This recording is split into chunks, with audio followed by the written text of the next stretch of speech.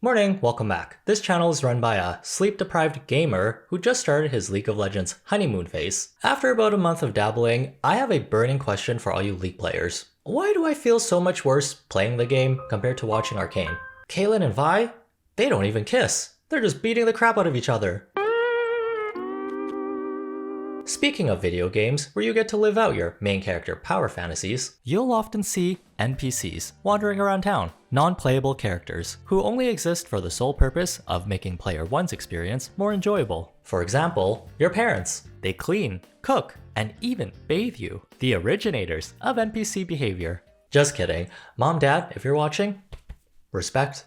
Can you come over later and peel an apple for me? I don't know how to do it. Eat it with the skin I on do not like it with the skin, D. I'm not allowed to eat it with the skin. I'm not allowed. What started as a term for expendable innkeepers and Sims you drop into pools with no exit ladder because you want to see what happens, is now used to describe the collective mass of randoms you see when you step outside your house into public spaces. As the hero of your social media content, everyone around you is an audience member with no thoughts or opinions. Just gray, all the same, emotionless sheep who don't even sell useful NPC things, like health potions, or drinks that help you focus. Like gamer subs, use my code Edvasian for 10% off. But this ain't no video game. You can't zap yourself out of a sticky situation. Open up. Yeah, can I help you? Sir, this is the police. We have a warrant for your arrest, tax evasion, fraud, and a stolen vehicle. We need to see some ID. Oh, sure. Look, I get it, officer. It's probably a big misunderstanding. Actually, I keep my ID right here in my bathrobe. Lightning bolt! Sir, we have lightning-proof vests on. That is not going to work. A rock-based spell would have been more effective. Unfortunately for the nerds, this is real life. You can't be treating people like you would a video game NPC. Hey, no attacking shopkeepers with long swords, or trapping your Sims in rooms made out of faulty stoves. So the next best thing is to film strangers without asking for permission. Turn their embarrassing private moments into content for your socials. Get millions of views, make bank, and retire at the age of 35. How's that for a means to an end? That's bad.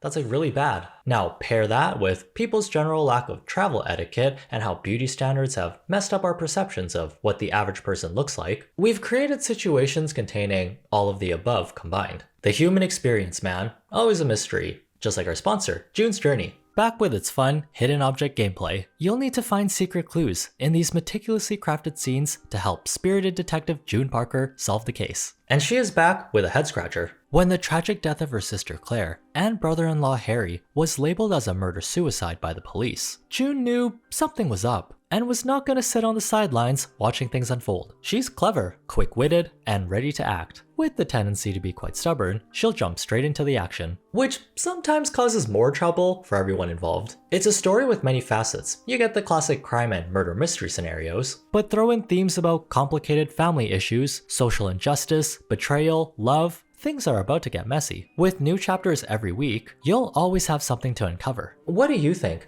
Using her wit and our help, June's able to find several clues. First, there's the gift box with a bullet, found among Harry's belongings. On the day of the murder, Harry had a meeting with someone named Eddie. And finally, there was a front page article in a local newspaper about the rise of mob violence. I'm already starting to picture a culprit here. Ready to uncover the truth? Download June's Journey for free by clicking the link in the description and play on iOS, Android, as well as PC. There was a certain point in time when the prank content economy was thriving. We went from silly harmless, is your refrigerator running prank calls, to spending 24 hours setting up elaborate traps targeting innocent civilians and posting their embarrassing moments onto YouTube. What gets more views than a funny video of someone falling into a 10 feet deep hole with spikes at the bottom?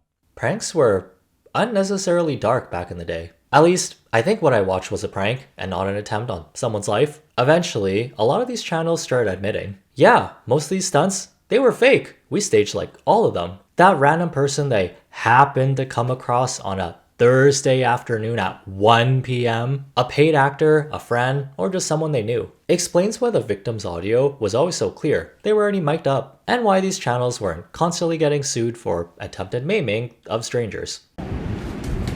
Alright, so what's your favorite platform to video stream on? It's the consent part that's really hard to get.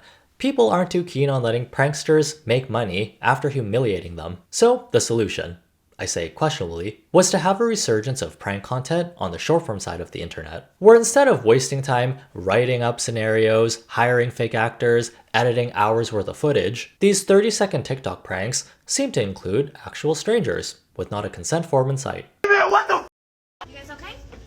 Yeah, we're good. We heard that too. Okay. That was really loud.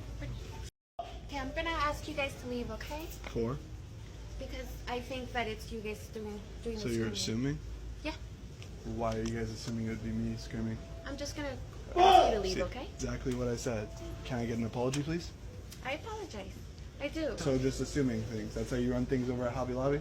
If we feel it's necessary, yes. Okay, well that's pathetic. I hope you know that. That's absolutely pathetic, Matt. And I wish you would do better. You should do better. It's ridiculous. I'm disappointed in you, Matt. I'm really disappointed in you. We asked you nicely. Okay, I get it now. Why people over the ages of 50 working in retail are so cranky. They have to deal with people trying to return half-eaten containers of grapes and getting cameras shoved into their faces. Linda, my old coworker, I'm so sorry for thinking you were evil and bitter. While it is legal to film anyone in a public setting, posting their face online without their permission, a little less so. Short form pranks share some similarities with fast fashion. You can churn out like 10 of these a day. And if someone in the video asks you to take it down, after millions watched you get yelled at in a Michaels, 3 more will pop up to take its place. Would have made me feel better if they showed themselves explaining it was just a prank, but I have a feeling they didn't even have the courtesy to do that. And these people went home sad and are now radicalized against the youths. It's probably why people are so comfortable filming strangers nowadays. There's not a lot of repercussions after embarrassing someone online, cause everyone's an NPC in your main character world. In terms of views, this type of content does really well. See that old person eating alone? Look, so lonely.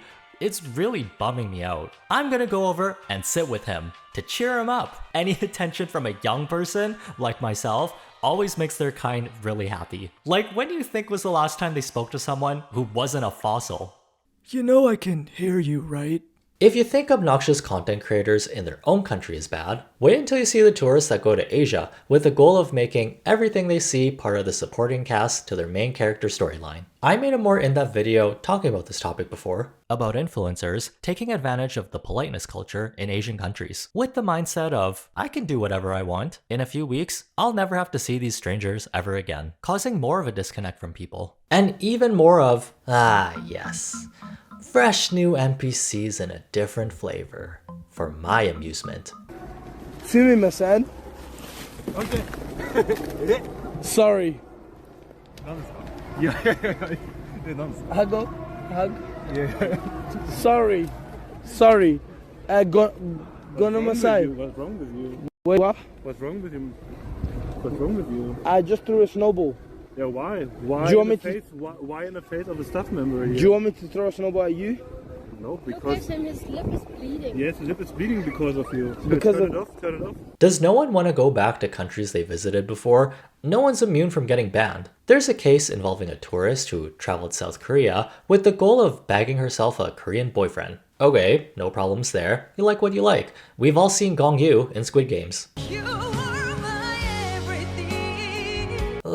But because the average Korean guy tends to look normal, and not like a porcelain-skinned K-pop idol, shredded bodybuilder, or singles inferno contestant, the tourist felt scammed when the face economy she was promised was not up to her standards. By promised, I mean what she made up in her head, presumably after watching Korean media where all the guys look like 9s and 10s. Me? With the bold glamour filter, a 6 at best. In retaliation, she felt the need to start filming strangers walking around while ragging on their looks.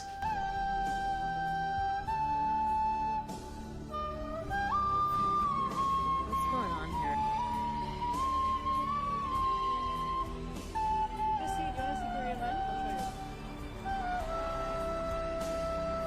We've been catfished. It's very disturbing. I wish to leave immediately. The number of likes on this concerns me. Along with the shares, hopefully it's because of how insane this take was. We'd be disappointed all the time traveling to other countries if we expected everyone living there to have piercing sky blue eyes with fair Margot Robbie, Ryan Gosling facial features. And that, my friends, is eugenics. They'd be like, I see you're wearing ripped pants. Keep those jeans away from me. Once you finally step outside your brain rot echo chamber, you'll see that real life is a lot more different. Generally frowned upon going up to strangers, calling them ugly straight to their face while taking a picture to show everyone around you. You'd look like a crazy person. Hey, get a load of this uggo. Yeah, you gonna go back to your ugly house, lay down in your ugly bed and cry fugly tears? Oh my god. What is wrong with him? Doing that? That's not nice. So rude. You better stop not that. Not cool, man. Do they need help? Should I call the police? He doesn't look like those famous idols, right? He's faking it. Guys, pay attention to me. Was she actually surprised when the Korean men around her didn't live up to her idol fantasies? Or did she only film normal looking guys so she could make a cheeky TikTok for views? They don't look like the ones I saw in the magazines. Hey, if you're gonna talk stats about people's looks while generalizing everybody, at least give them a fair shot. 5 Korean dudes out of 25 million isn't a great sample size. Also, if you're looking for chads with 7-day mewing streaks, a random street corner isn't going to be where you find them. You'll find them partying it up in Itaewon or in a Jackson Wang fanfiction. Since we've gotten so comfortable filming strangers without asking, there's a high chance she doesn't know about South Korean privacy laws, which are way more strict. If you post a stranger's face online without their permission, and it's clear enough that someone can tell who they are, you might get a fine, or worse. It is illegal to film someone without their consent, even in public.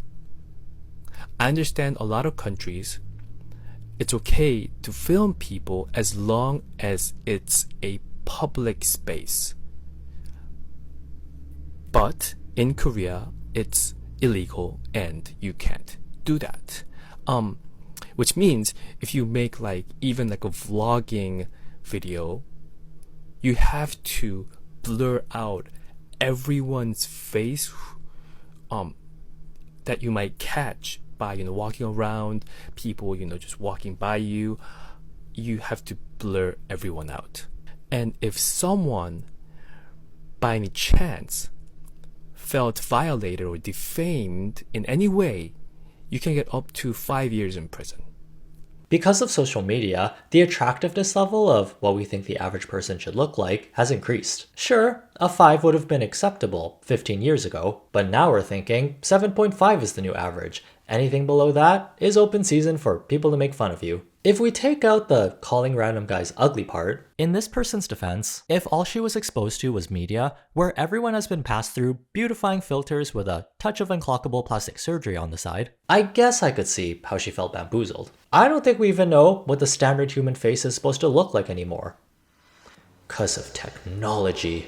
Photoshop, Facetune, Meitu, only posting selfies after reshaping all our facial features through Douyin. We got Facebook users thinking AI-generated ladies with legs for butts are real people. And bendy, soupy walls are just part of the laws of physics now? Hey, if we're rewriting scientific matter, can we get rid of space and that asteroid that's about to hit us? East Asia is known for having some of the strictest beauty standards in the world, without a lot of wiggle room for features that deviate from the blueprint, whether it's in person or online. Showing your best side to others is ingrained into the culture. People work really hard to fit into these standards to make life easier for themselves. Through skincare, exercise, facelifts, jaw shavings, rhinoplasties, double eyelid surgery, adding a beauty filter here and there, all very common. The popular Korean dating show, Singles Inferno, has a reputation for having contestants who are unbelievably beautiful, while not the most thrilling show on Netflix, with the bulk of the episodes being longing eye contact, hand-holding, and bland dialogue, on top of another walk on the beach. That's like their 10th one today. You can tell. These men and women invest a lot of time into their appearances, with how good they look. The most recent 4th season did have people scratching their heads when they noticed something strange going on. Is it just me?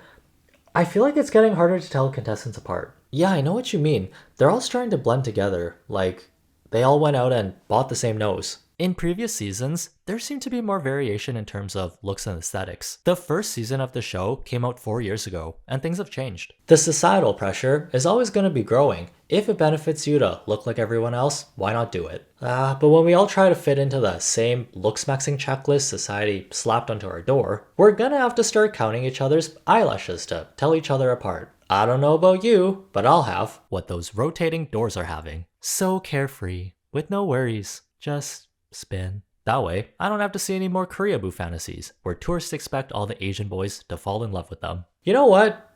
She didn't even ask. Those guys could have thought she was really pretty. Probably not anymore after she implied everyone was a homely looking catfish. Just remember, the majority of the time, there are consequences to your actions. If you post a hot take, better hope the internet agrees with you. Otherwise, it's an Uno reverse card on yourself. Well, time to go back to my NPC routine of make YouTube video, play League of Legends until I'm sad, rinse and repeat. And don't forget to keep up with the investigation by downloading June's Journey using the link in the description. Cause what do you know? Our main suspect is revealed to be Eddie Daggett, a mob enforcer with ties to June's brother-in-law, Harry.